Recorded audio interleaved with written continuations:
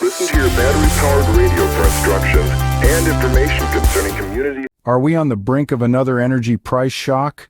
It's a question that's been raised by world leaders like Prime Minister Rishi Sunak and U.S. President Joe Biden in light of recent Houthi attacks on Red Sea cargo ships.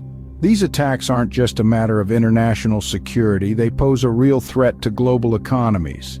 The UK Treasury has even modeled scenarios where disruption in the Red Sea could shrink their economy and risk a recession. And with the international price of crude oil and natural gas potentially on the rise, the fear is palpable. It's a tense situation, but not all hope is lost.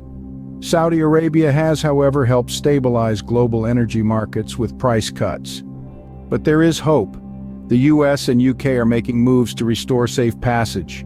These nations are taking a stand, launching strikes on Houthi rebels. The aim? To restore safe passage through the vital trading routes of the Red Sea. This is not a simple task.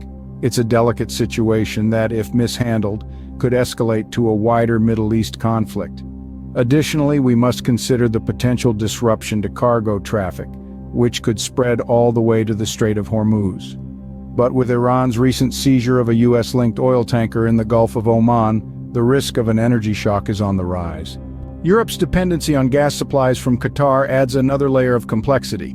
With the halt of Russian pipelines, Europe has found itself relying more heavily on Qatari gas. This shift in dependence could potentially disrupt the global economy.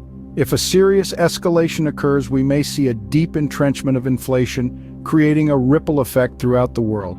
This isn't a scenario to be taken lightly, it's a precarious balance, and if upset, we could find ourselves in a situation reminiscent of the energy shocks of the 1970s.